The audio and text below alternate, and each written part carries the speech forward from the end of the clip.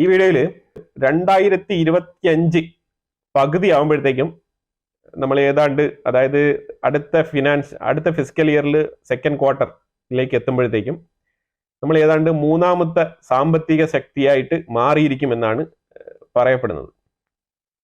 കേട്ടപ്പോൾ എനിക്ക് സന്തോഷം തോന്നി. അപ്പൊ അതുകൊണ്ട് തന്നെ നമ്മൾ കുറച്ചുകൂടെ ഡീറ്റെയിൽ ആയിട്ട് അത് നോക്കാമെന്ന് വിചാരിച്ചു. അപ്പൊ അങ്ങനെ നോക്കിയപ്പോഴത്തേക്കാണ് ഇതിലിപ്പോൾ ആദ്യം പട്ടികയിൽ നോക്കിക്കഴിഞ്ഞാൽ അമേരിക്ക ലോകത്ത് 1ാം നമ്പറാണ്, ചൈന, പിന്നെ അടുത്തിരിക്കുന്നത് ജപ്പാനാണ്, പിന്നെ അടുത്തുള്ളത് ഇന്ത്യ തന്നെയാണ്. ഇതിനു മുമ്പ് ജർമ്മനി ആയിരുന്നു, ഇതിനു മുമ്പ് UK ആയിരുന്നു, ജർമ്മനി ഇരുന്നു, ഇന്ത്യ താഴെ കിടന്നു. അപ്പൊ നമ്മൾ ജർമ്മനി മറികടന്നു, പിന്നെ UK മറികടന്നു. നമ്മളിപ്പോ നമ്മൾ 4ാം സ്ഥാനത്താണ് നമ്മളിപ്പോൾ തുടരുന്നത്. നമ്മുടെ GDP എന്ന് പറഞ്ഞാൽ ഇപ്പം 3.7 ട്രില്യൺ ആണ് നമ്മുടെ GDP. ഇപ്പൊ ഞാൻ പറയുന്നത് GDP ആണെങ്കിലും ഇതിന്റെ ഒരു ഇൻഡിവിജ്വൽ, അതായത് GDP പെർ ക്യാപിറ്റ എന്ന് പറഞ്ഞൊരു സാധനമുണ്ട്. അത് പലർക്കും അറിയാമായി. GDP പെർ ക്യാപിറ്റ എന്ന് പറഞ്ഞു കഴിഞ്ഞാൽ വ്യക്തിപരമായ നിങ്ങളുടെ വരുമാനം, അത് തന്നെയാണ് ഓരോ വ്യക്തികളുടെയും ഇൻഡിപെൻഡന്റ് ആയിട്ടുള്ള നിങ്ങളുടെ വരുമാനം. അതാണ് GDP പെർ ക്യാപിറ്റ. അത് ഓരോ ഇന്ത്യൻസിനെയും ഈ പോപ്പുലേഷൻ അനുസരിച്ച് ഡിവൈഡ് ചെയ്തിട്ടാണ് അത് കാൽക്കുലേറ്റ് ചെയ്യുന്നത്. അപ്പം നിങ്ങളുടെ വീടിന്റെ തൊട്ടടുത്തുള്ള ആൾ ചിലപ്പം ലക്ഷക്കണക്കിൽ ശമ്പളം മേടിക്കുമായിരിക്കാം. അതിന്റെ അർത്ഥം അയാളുടെ GDP പെർ ക്യാപിറ്റ ഉയർന്നു എന്നല്ല. നിങ്ങളുടെ വീടിന്റെ തൊട്ടിപ്പുറത്തുള്ള ആൾ ചിലപ്പം ഒരു മാസം 5000 രൂപ ചിലപ്പം വരുമാനം ഉണ്ടാവുമായിരിക്കും. പക്ഷെ അതിന്റെ അർത്ഥവും ലക്ഷക്കണക്കിൽ മേടിക്കുന്നതിനേക്കാളും കുറവാണെന്നല്ല അതിന്റെ അർത്ഥം. മനസ്സിലായോ? ഇതൊരു GDP പെർ ക്യാപിറ്റ എന്ന് പറയുന്ന ഒരു ആവറേജ് ആണ്. ഇന്ത്യയുടെ ഓവറോൾ GDP ഉയരുമ്പോഴും പെർ ക്യാപിറ്റ ഉയരുന്നില്ല. അത് ഒരു ആശങ്ക തന്നെയാണ്. ഈ GDPയുമായിട്ട് ബന്ധപ്പെട്ട് നമ്മൾ അടുത്ത് മറികടക്കാനിരിക്കുന്ന ജപ്പാനുമായിട്ട് കമ്പയർ ചെയ്തിട്ട് ഞാനൊരു 2-3 ഡേറ്റാസ് നമ്മൾ എടുത്ത ഡേറ്റാസ്, ആ ഡേറ്റാസ് പ്രകാരം നമ്മൾ നോക്കിക്കഴിഞ്ഞാൽ ഇന്ത്യ, ജപ്പാൻ ഉൾപ്പെടെ ഏതാണ്ട് 194ഓളം രാജ്യങ്ങൾ ഉൾപ്പെട്ടിരിക്കുന്നതാണ് ഈ ഒരു എക്കണോമി എന്ന് പറയുന്നത്. അപ്പൊ ഈ ഒരു എക്കണോമിക് സ്ട്രക്ചറിൽ നമ്മൾ ഇന്ത്യ എന്ന് പറഞ്ഞ രാജ്യം എത്രമാത്രം കോൺട്രിബ്യൂട്ട് ചെയ്യുന്നുണ്ട്, ആ കോൺട്രിബ്യൂഷനിൽ നമ്മളുടെ ഇമ്പോർട്ടൻസ് എന്താണെന്ന് നോക്കിക്കഴിഞ്ഞാൽ വളരെ വളരെ രസകരമായിട്ടുള്ള കാര്യമാണ്. ഈ ഒരു GDP, ഇന്ത്യയുടെ ഈ ഒരു ഗ്രോത്ത്, ഇന്ത്യയുടെ ഈ ഒരു പോസിറ്റീവ് നോട്ട് ഇൻ എക്കോണമി, അത് ആരെങ്കിലും ക്രിയേറ്റ് ചെയ്തതാണോ, അല്ലെങ്കിൽ അത് ഏത് രീതിയിലാണ് രൂപപ്പെടുത്തിയിരിക്കുന്നത്? ആര് രാജ്യം ഭരിച്ചാലും അവർ ജെന്യൂൻ ആയിട്ട് ഇതിലേക്ക് സ്റ്റഡി ചെയ്ത് ഇതിൽ വിദഗ്ധരായിട്ടുള്ള ആൾക്കാരെ ഏർപ്പാടാക്കി ഈ ഒരു സംരംഭം മുന്നോട്ട് കൊണ്ടുപോകണം. കാരണം ഈ എക്കണോമി എന്ന് പറഞ്ഞാൽ അത് ശരിക്കും പറഞ്ഞാൽ പ്യൂർലി ഒരു കോർപ്പറേറ്റ് കമ്പനി നയിക്കുന്ന പോലെ നയിക്കേണ്ട ഒരു സംഗതിയാണ്. എന്നാൽ മാത്രമേ പൈസ ഉണ്ടാക്കാൻ പറ്റുള്ളൂ.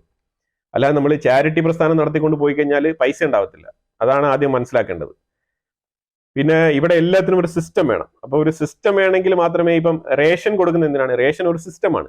ഇപ്പൊ റേഷൻ കൊടുക്കുന്നില്ല, നമ്മൾ ഈ അരിയും എല്ലാം വണ്ടിയിൽ കൊണ്ടുവന്ന് ഏതെങ്കിലും ഒരു മരത്തിന്റെ ചോട്ടിൽ ഇറക്കി വെച്ചിട്ട് ആൾക്കാർക്ക് വരുന്നവർക്കെല്ലാം വീതിച്ച് കൊടുത്തു കഴിഞ്ഞാൽ അത് ചാരിറ്റിയാണ്.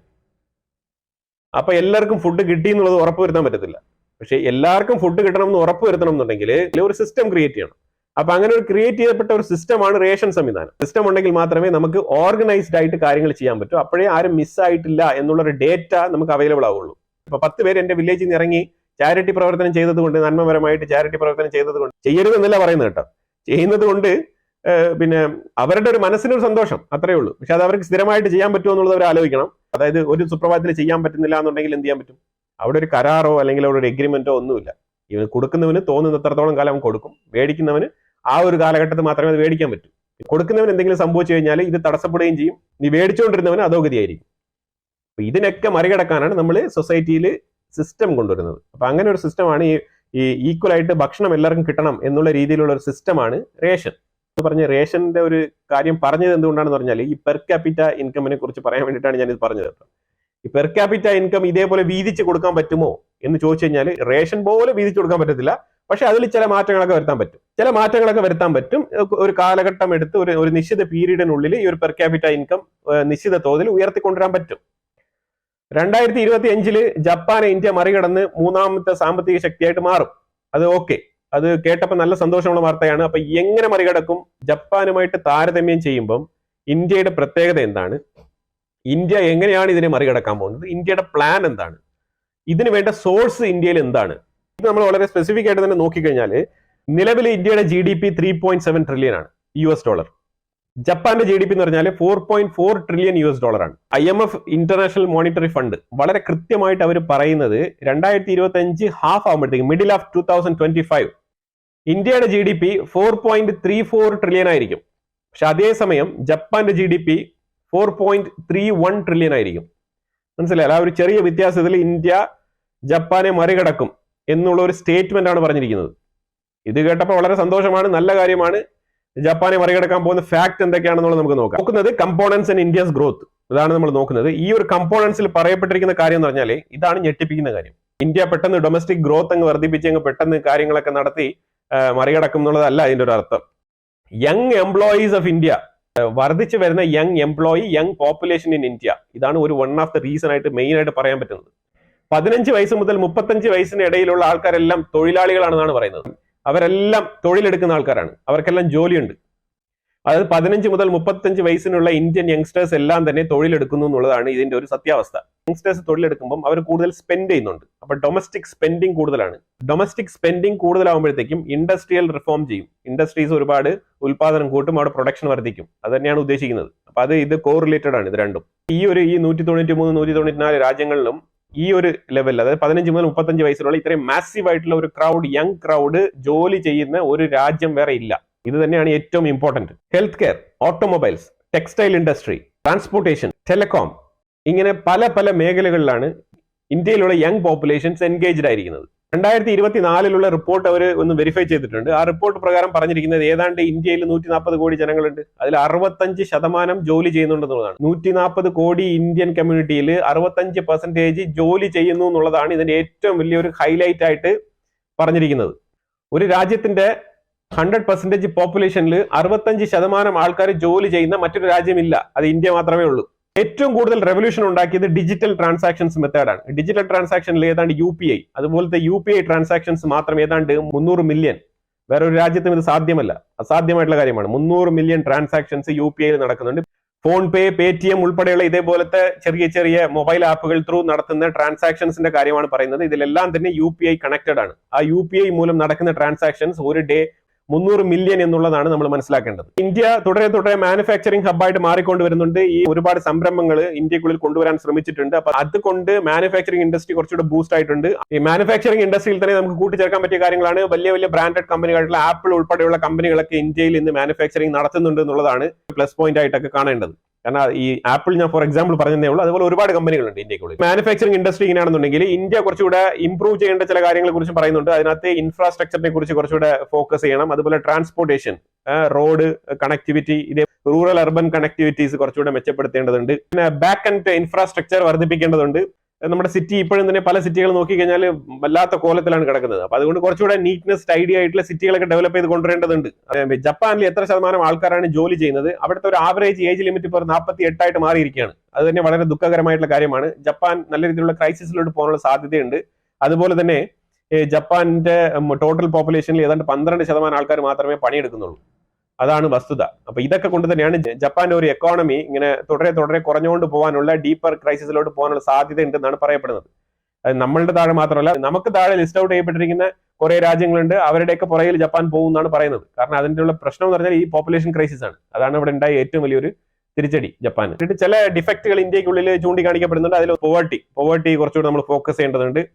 ഈ ചേരി പ്രദേശങ്ങളൊക്കെ കുറച്ചുകൂടെ ഫോക്കസ് ചെയ്യേണ്ടതുണ്ട്. ഇതൊക്കെ അതിനകത്ത് ചൂണ്ടിക്കാണിക്കപ്പെടുന്നുണ്ട്. അതുപോലെ തന്നെ പെർ ക്യാപിറ്റ ഇൻകം, ഈ പെർ ക്യാപിറ്റ ഇൻകമിൽ കൂടുതൽ വ്യത്യാസം വരുത്താൻ പറ്റാത്തത് എന്തുകൊണ്ട്, ഒരു പോസിറ്റീവ് ചേഞ്ച് വരുത്താൻ പറ്റാത്തത് എന്തുകൊണ്ട് എന്നുള്ള രീതിയിൽ നോക്കുമ്പോഴത്തേക്കാണ് വെൽത്ത് ഡിസ്ട്രിബ്യൂഷൻ പ്രോപ്പർ ആയിട്ട് ചെയ്തു കഴിഞ്ഞാൽ മാത്രമേ ഈ ഒരു പെർ ക്യാപിറ്റ ഇൻകമിൽ ഒരു ബാലൻസ് കൊണ്ടുവരാൻ പറ്റുള്ളൂ. അപ്പൊ ഈ വെൽത്ത് ഡിസ്ട്രിബ്യൂഷൻ എങ്ങനെയാണ് ചെയ്യേണ്ടത്?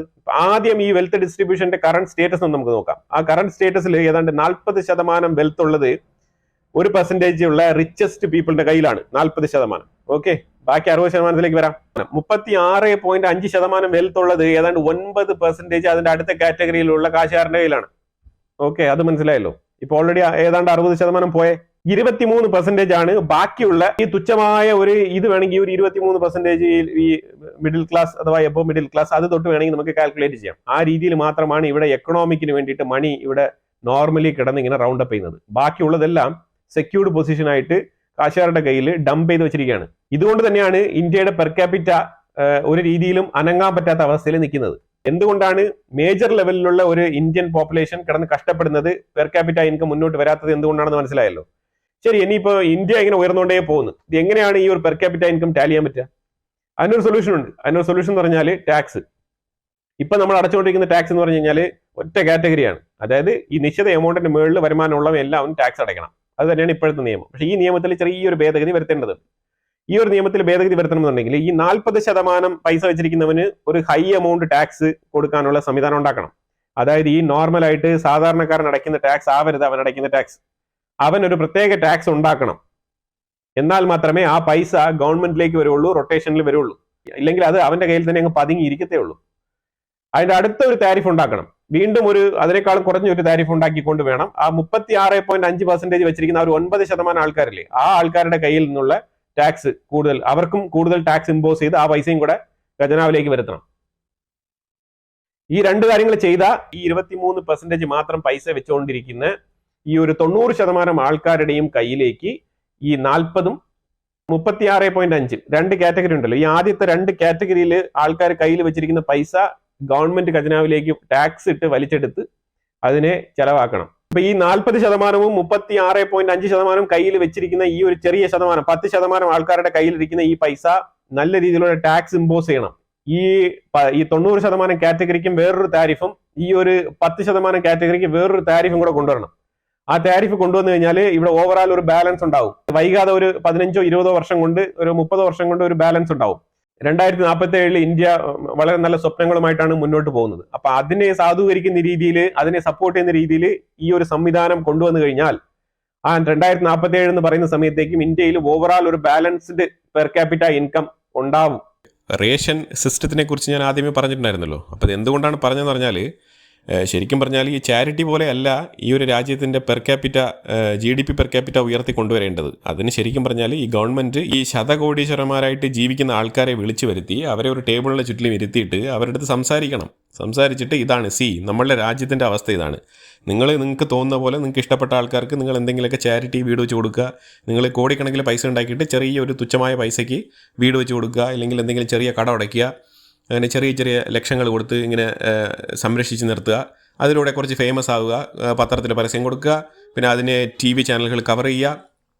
ഈ രീതിയിലുള്ള പ്രവർത്തനങ്ങളൊക്കെ നിർത്തിയിട്ട് ഇവരെ കൊണ്ട് ഈ പൈസ നിങ്ങൾ ടാക്സ് അടപ്പിക്കണം എന്ന് പറഞ്ഞാൽ ഈ സ്ഥിരമായിട്ടുള്ള കുറേ വർഷങ്ങൾ കൊണ്ട് കൃത്യമായിട്ട് ചാർട്ടിട്ട് ഇത്ര വർഷം നിങ്ങൾ അടച്ചു കഴിഞ്ഞാൽ മാത്രമേ നമ്മളുടെ നാടിൻ്റെ പെർ ക്യാപിറ്റ, ഈ ഓവറോൾ GDP പെർ ക്യാപിറ്റ നമുക്ക് ഒരു ബാലൻസ് ലെവലിലേക്ക് കൊണ്ടുവരാൻ പറ്റൂ. പൂർണ്ണമായിട്ടും ശരിയാക്കാൻ പറ്റുമെന്നല്ല ഞാൻ പറയുന്നത്, ഒരു ആവറേജ് ഒരു ലെവലിൽ കൊണ്ടുവരാൻ പറ്റും.